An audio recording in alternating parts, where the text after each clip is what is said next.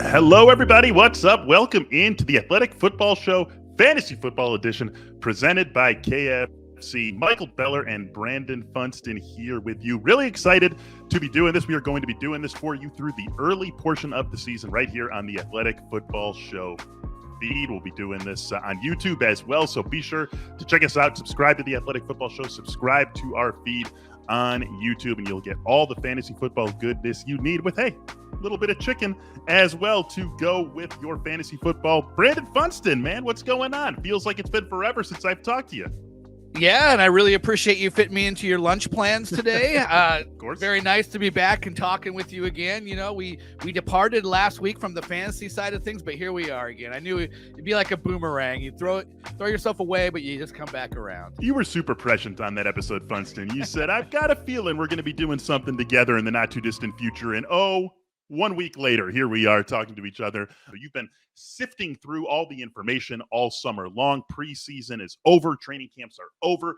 So that's it. We're not going to give you any more of that. We're going to plant our last flags of the draft season and take you through our guys, my guys, for you here. One guy at every position from me and Funston to get you ready for these final few drafts before the 2022 NFL season kicks off. Funston, let's start at the quarterback position. This is not necessarily your only guy you like at this position, but who do you find yourself just coming back to draft after draft, ranking after ranking, whatever it might be? Who is your guy at quarterback? Yeah, I'm sure you're not either. Most of the time in a one quarterback league, I'm not a quarterback early kind of guy. Mm-hmm. But you want to get a guy towards the end that you think can finish in the early section, you know, when all is said and done. And for me, that's Dak Prescott. I never have to pay a top 8 quarterback price for Dak Prescott. It's usually 9 to 12. Mm-hmm. But when does Dak Prescott let you down? Okay, the injury year of 2020, he left after 5 games, but he left as the number 1 fantasy quarterback that season. He was on fire. And he returns, not all the way 100%, but throws 37 touchdown passes. He's been a QB1 every season he's been in the league. His worst was QB12. I think that was his second year. I believe every other season he's been inside the top 10. So I'm not too worried about Amari Cooper being gone. They still have CeeDee Lamb. They're going to use Tony Pollard more in the passing game. They got Dalton Schultz, who's going to be a top 6 tight end drafted. Some people think he could be top 3. You know, Jalen Tolbert, Michael Gallup will be back. I mean, there'll be someone that'll step up because Dak Prescott will just make it happen. So, and we might get a little bit more running like we see from him in his first 3 years, where he had 6 touchdowns rushing each of those first 3 years. He only had 1 last year. That was by far the lowest of his career. I think we can get 3+ out of him in addition to some great passing numbers and finish top 10 once again. He had the calf issue on top of the broken ankle from the year before, so maybe that inhibited his running a little bit. With you for the most part, I'm more worried about Tyron Smith not being there than about the loss of Amari Cooper. And so that line maybe not being what it has been in recent years concerns me a little bit. But all that's baked in. Like you said, you're getting him on average about QB 11, anywhere between QB 9 to 12, 13 in an individual draft. So there's really nothing to argue with there with Dak Prescott. If you're taking him QB 4, 5, you're reaching a little bit, but if you're taking him at ADP, really easy to get on board with him. I find myself jumping in the quarterback position, Funston, a tiny bit earlier than that. So I end up with a whole lot of Joe Burrow. He's quarterback 6 by ADP in draft season. He's right next door to Jalen Hertz. We're talking less than a pick difference of ADP, and it's a fun way to go. It's a fun dichotomy between those two guys because you've got Jalen Hertz, the fantasy darling because of the way that he runs the football. We look at the quarterback rankings, and year after year, you see guys who can run it as well as throw it toward the top of the rankings, and that's why you find Jalen Hertz being drafted as QB 6-7 by ADP. And then you've got Joe Burrow, a traditionally awesome quarterback who is not really going to run it that much, but is going to get there by throwing for 4,500, maybe 5,000 yards this season and easily eclipse 30 touchdowns. So it is really a Rorschach test of what sort of guy do you want in your fantasy quarterback when you're looking at Burrow versus Hertz. I find myself coming down on the Burrow side of things because I think there maybe is more here. Funston, last year, 4,611 yards, 34 touchdowns, 14 interceptions. I think there's another gear here in Joe Burrow's game. He has quite possibly the best wide receiver group in the NFL in Jamar Chase, T. Higgins, and Tyler Boyd. I like the addition of Hayden Hurst. I'm not sure if it changes a ton in the bottom line stats for him versus what CJ Uzomah did last year, but I do think it gives them a little bit more dangerous of a pass catching option at the tight end position. And then we know what this team did along the line. Obviously, this was a team that has been desperate to bolster its offensive line for years now. A lot of people thought they would take Penei Sewell over Jamar Chase. They did not. That worked out A-okay for them. And they go out and bring in 3 new offensive linemen, including a guy who used to protect Dak Prescott in La'el Collins. So really everything is pointing up for Joe Burrow. And this is a guy who is still very young, who we can expect to get naturally better as he gets older and even more acclimated to the NFL. I just really, really like this guy. I know he's not going to be running a ton, and you take a little bit of a hit there, but look at what Aaron Rodgers is able to do year in, year out. Look what Tom Brady is still able to do year in and year out. You can be a guy who gets 90+% of your fantasy production from throwing it and still be a top 5 quarterback. I think that's where we find Joe Burrow this season. Yeah, he was borderline top 5 last year. A lot of things that were problematic about that offensive line last year, as you mentioned. Just looking up quickly, the Bengals had the 3rd most sacks allowed as a team last year. I remember a 9-sack game for Joe Burrow last year. There was some ugly moments. One of the playoffs that they won. Right? Yeah, exactly. Exactly. And so you're right. Like he should still be in the arrows up stage of his career as a thrower. You get an improved offensive line. You get improved acumen just in terms of reading NFL defenses. They take them to the Super Bowl. I mean, we could see a next level passing, but one thing I want to kind of stress is, he came off the big leg injury last year and had like 114 rushing yards and a couple rushing touchdowns. He is not a statue. Right. Like if they feel better about him health-wise with the legs, he could run for 250 yards. I don't think that's a stretch. I think he could double his rushing numbers from last year, which, it all adds up. If you're going to throw for almost 5,000 yards, you can add a couple hundred yards on the ground and maybe 2 to 3 rushing touchdowns. That could be what does propel him into the top 5. And it's very easy to imagine that being something that can happen. All right, Funston, I worked up an appetite talking about Joe Burrow, so I'm going to grab myself a chicken tender here. You kick us off at the running back position. Who you got here?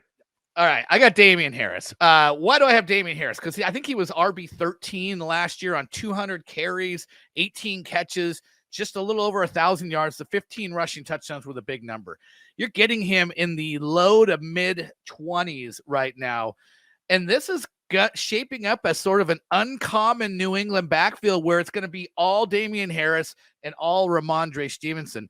And this was already a backfield last year that was one of, I believe, 7 that had over 500 touches in the backfield. I think that number is going up this year. They have defensive coordinators playing offensive coordinator.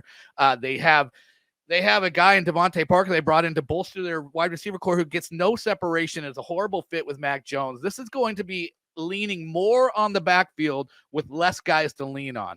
Damian Harris is going to get his 200, probably 25 carries, maybe more. I think he's going to be used a little bit more in the passing game. I think Ramondre Stevenson's also a value, but if you just look at Damian Harris, if he gets his 1,000 yards again, which I think is the easy part, you look at DeAndre Swift last year had 1,000 yards basically and 7 touchdowns, and he was RB19. That's already Damian Harris eclipsing his ADP. Like, I think this is very easy bar for him to get into the top 15. And frankly, Ramondre Stevenson going about RB30, I think there's a decent shot that he finishes close to RB20 as well. To me, this is kind of akin to the Green Bay situation where you might have 2 running backs that legitimately could be top 20. We've seen that happen a few times throughout fantasy. Feels like it could be like Green Bay. Feels like it could be what Denver was last year. Not quite maybe what Denver is going to be this year if Javonte does take the step forward in terms of workload that a lot of people, Melvin Gordon included, are expecting. But definitely feels like that sort of situation where you draft Damian Harris, you draft Ramondre Stevenson. Doesn't matter which one of these guys you have. Both of them are going to be worth starting. And yes, even if we get some touchdown regression from Damian Harris, we can regress from 15 to 10. That's a big cut, and you're still feeling awfully good about where Damian Harris is. So a nice pick there. And I'm going to go to that Green Bay situation for my running back here.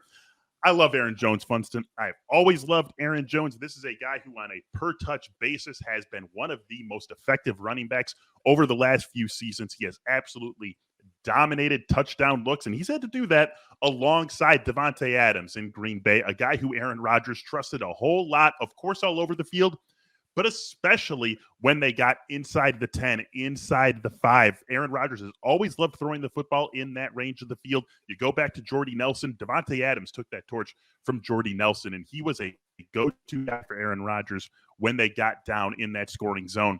Well, Aaron Jones was still able to score a ton of touchdowns, giving up so many of those looks to Davante Adams. And now I have a sneaking suspicion Funston Aaron Jones is going to be getting some of those looks. This is one of the most effective running backs as receivers in the NFL, not just catching passes out of the backfield, but doing so lined up as a wide receiver.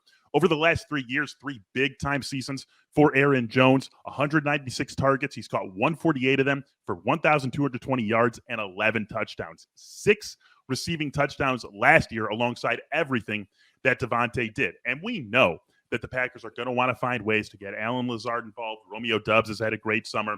Christian Watson maybe a little banged up to start the season, but they're going to get him involved. We know that's going to be the case. Robert Tonyan has showed himself to be a capable guy when they get in that scoring zone as well. Aaron Jones, Funston, he might be the best receiver on this team. I think that's absolutely within the realm of possibility. And if he's not, he's certainly the second best pass catcher on this team behind Allen Lazard. He is the most important player on this offense, not named Aaron Rodgers as well. And that's always been Devontae Adams over these last few seasons. I know A.J. Dillon's going to come a little bit more at him on the ground, but Aaron Jones is still going to be a great runner for this team and have a huge role to play in the passing game. And it's not like Aaron Rodgers is suddenly falling off the face of the earth with Devontae Adams in Vegas. So Aaron Jones, the rushing numbers maybe tick down a little bit. The receiving numbers tick way up. I think more than offset that. I am all in on Aaron Jones at ADP. I am too. And to speak to the passing numbers, we expect to have an uptick. BetMGM has his receptions total at 66.5. He's never had more than 52. So they're baking in that happening as well. And I look at Aaron Jones as like discount DeAndre Swift, a more bankable discount DeAndre Swift, because they're probably going to have similar numbers, going to be used in similar ways. Aaron Jones could easily best DeAndre Swift's numbers or at least equal him. And you're getting him 5 picks cheaper in drafts, half roughly. Around.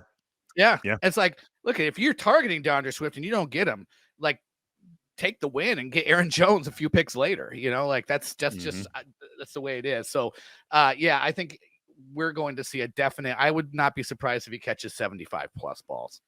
David Bakhtiari should be back for the Packers, if not week 1, then early in the season. So also a boon for that offensive line. Going to hit on wide receiver and tight end in a second here. But first, we got to talk about KFC, the Athletic Fantasy Football Show here on the Athletic Football Show, brought to you by Kentucky Fried Chicken. That is finger looking good, as I can attest after that delicious tender that I just had. There is nothing better than kicking back on game day with your family, your friends, whoever, to do nothing than spend some quality time together watching the big game. And this is the perfect meal to do it with. You can get all your favorites, 12 pieces of freshly prepared world famous chicken. That's 3 drums, 3 thighs, 3 breasts, 3 wings, 3 large sides of your choice, and 6 biscuits. That is the perfect meal to have while you are kicking back on a Sunday, watching whatever it is, your favorite team, your fantasy team, your bets, whatever the hell it is. This is the meal to do it with. My favorite item in here, believe it or not, this freaking biscuit is so damn good. We all know it. We all talk about it. Everything else is great,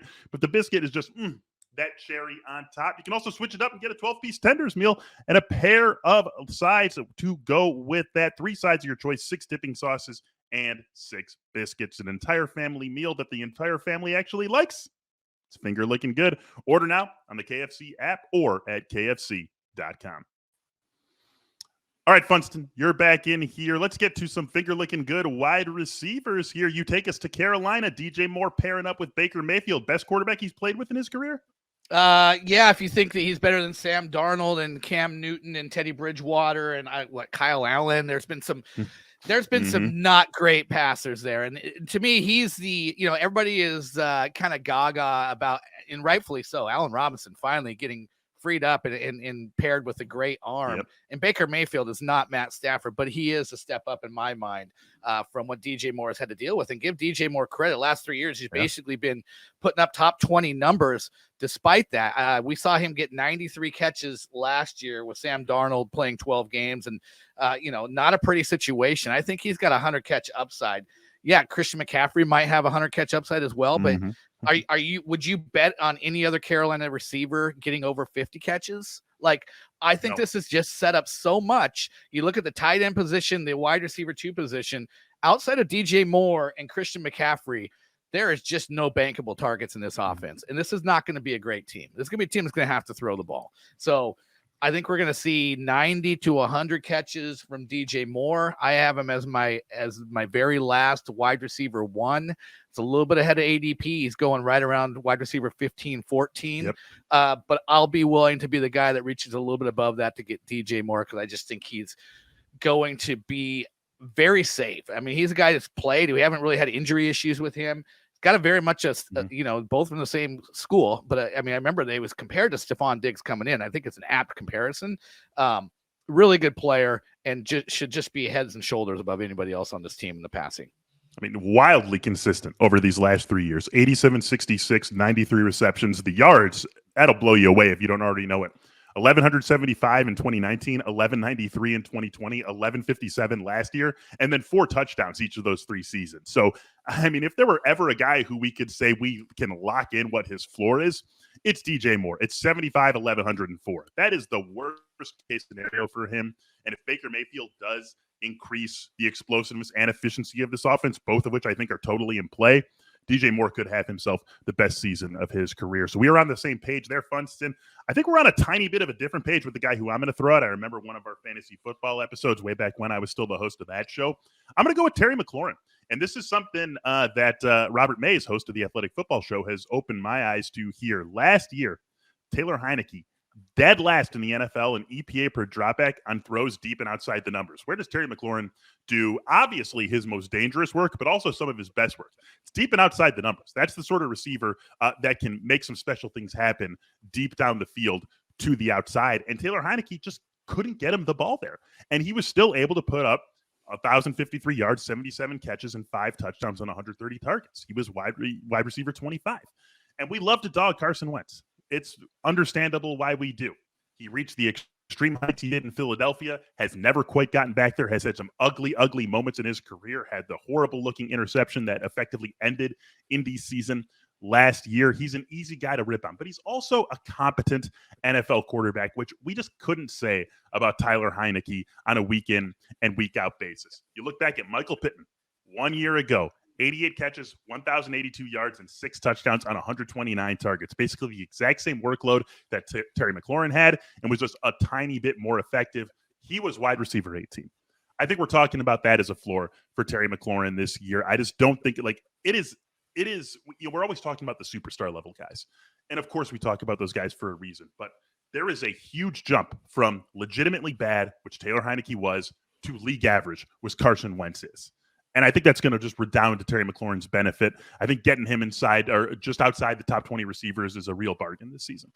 Yeah, I've looked at NFFC ADP in August, and he's wide receiver 20. I am right at ADP with him. I do like Terry McLaurin a lot. In fact, I hearken to Gilbert Arenas was one of my great calls in fantasy basketball. He was a second rounder. I said, that guy's going to be great. But I remember watching Dwayne Haskins in his film from Ohio State. What ended up taking, drawing my attention more than anything else was Terry McLaurin on the receiving end of most of his production there. And I was like, that guy is a stud. And what did he go? 3rd round. I was like, This guy is going to be a player. So I was in on Terry McLaurin coming into the league, and I feel good about that. I also feel good. I saw him the other day, on Twitter, they had a thing where he was just basically signing autographs until the line completely was gone at training camp. And I was like, that guy's a good guy, but this is akin to DJ Moore. It's not a huge upgrade at quarterback, but it's an upgrade. And, with Baker Mayfield, in Carolina, I think it's kind of a similar situation with Carson Wentz. You're not getting the Matt Stafford upgrade, but you're getting an upgrade. And as you mentioned, a guy that does fit Terry McLaurin style. So I'm all good at ADP. And if you want to reach a couple extra wide receivers higher than that, I totally get it. All right, Funston, let's wrap things up here. The tight end position. Who do you got? Who is your guy, or maybe your set of guys at this position? Yeah, I do want one of the top 6 tight ends. I'm probably not going to be the guy that goes Mark Andrews, Travis Kelce, or Kyle Pitts, because I just don't want to pay 2nd, 3rd round price for a tight end. But I would pay 5, 6 rounds. So as soon as that next round is George Kittle, it's Darren Waller, it's Dalton Schultz. Give me any one of them, but give me the 2nd or 3rd guy. As soon as the first of that group goes, usually you have a round to get one of those guys before they're off the table. So I see that first one go. I'm like, okay, I'd really like to get one of these next 2. When they come to me, I will be in on that. So it ends up being Kittle, Schultz or Waller. And so far I've had a decent share of all of those guys, and it's kind of worked out that same exact way. So if I don't get those guys, then TJ Hawkinson's the guy I would love to get after that. But really, I'm trying to identify one of those 4, 5, 6 tight ends. TE4 is really like a starting gun at the tight end position. Yeah, you're totally right. Because then you also throw Dallas Goedert in there. And whether you're going super early with one of the elite guys, whether you're hitting that range you're talking about, I think we pretty much all agree that it's Goedert and Hawkinson who represent the end of the I feel good about my tight end group of tight ends. Because then you get into guys like Irv Smith and Cole Kmet and Mike Gesicki, and someone's going to have to start those guys, and you're not going to be totally heartbroken if you end up being in that group of tight ends. But you also acknowledge that this could be someone who I'm dropping and having to play a little bit of waiver wire roulette on at this position, because it's those first 8 that are the guys that we feel comfortable with. Well, are you going to be one of those guys that's going to be the someone that's going to be starting one of those guys? Oh, look, here's what I'll say about my guy. I think he's going to have a lot of opportunity, and that's why I find myself coming to Cole Kmet a lot if I do end up missing out on those first 8 guys, because I'm generally with you here. Given that we do have 8 guys that we feel good to great about, and that we at least feel like he's going to do what I expect him to do, I want to be in on that, because you could really be in a trouble spot at the tight end position if you don't end up. There's too many guys who are good enough to totally fade the position in ways we could in years past. If the way a draft falls means I miss out on them, I find myself landing on Cole Kmet a lot. And here's the reason why, Funston. The Bears wide receivers after Darnell Mooney: Byron Pringle, Equanimous St. Brown, 3rd-round pick Velus Jones Jr. That's it. That's really what the group of receivers is after Darnell Mooney. Cole Kmet is without question going to have the 2nd most targets on this team. And last year, in an absolutely clueless offense, an offense that had no idea what it was doing, what it wanted to do, how to use its rookie quarterback and play him to his strengths, Cole Kmet gave you 60 catches for 612 yards on 93 targets.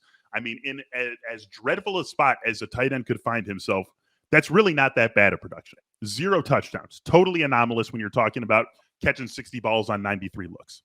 That is unrepeatable. He's going to push to 100, 110 targets this season. He's going to be in an offense that at least understands what the strengths of its quarterback is and tries to play to those strengths. He is going to be the 2nd most targeted receiver in this offense. And so all that lines up to me to say, you know what? Cole Kmet could easily be a top 10 tight end. Cole Kmet is that guy who you fall back to if you miss out on the top 8 and you're like, all right, 60, 650 and 4 touchdowns. Yeah, that'll play for me at this position. And Cole Kmet can easily give that to you. I think he gives you the best shot at it out of any of the guys who aren't in that top 8 group. And so if that's what I'm going to end up with, I'm totally cool with it. Yeah, I was just, while you were talking, I was quickly doing some looking up at the tight end position. The last 4 years, we've had a top 5 finish from Dalton Schultz last year, 2 years ago, Robert Tonyan, 3 years ago, Darren Waller, and 4 years ago, Eric Ebron. I don't believe any of those tight ends were top 10 tight end picks going into those seasons. I bet they weren't top. Maybe Waller ended up getting into like the top 12 or 15 because he got that training camp juice, but that would have been it. That was a Hard Knocks year, I believe. Yeah. So he might have got a little Hard Knocks bump on that, but I don't think he got much higher than 10 or, 11, 12. But, there is a guy, and someone's going to probably do that again this year. I think Cole Kmet is among those leaders for the opportunity you mentioned. I think the Bears, outside of Darnell Mooney, like the rest of, like, after the number 1, like, no one has worse depth at wide receiver than the Bears in my mind. I think that is the number 1 worst depth wide receiver crew out there. So a huge opportunity for Kmet. And it could be that Kmet, some of these guys that I just mentioned did it by a wealth of touchdowns. And that could be a Kmet that just ends up with the 8 to 10 touchdowns because he has a lot of opportunity, the big target in the red zone, and ends up being the guy that Justin Fields leans on. And that's in play as well. There's a couple ways in which it could work out really well for Cole Kmet. Recent precedent in Chicago, too, with Jimmy Graham having these meh reception and yardage seasons, but finding the end zone 6 or 7 times. And Cole Kmet, obviously at this stage of his career, a far superior pass catcher to where Jimmy Graham has been over the last couple of seasons. Those are our guys, me and Brandon Funston, as we head into this final draft weekend of this fantasy football season. Thanks so much for joining us here on the Athletic Football Show Fantasy Football Edition. presented by KFC. We'll be back with you next week to talk a little bit of week 1 start sit. Until then, have a great week. We'll talk to you soon.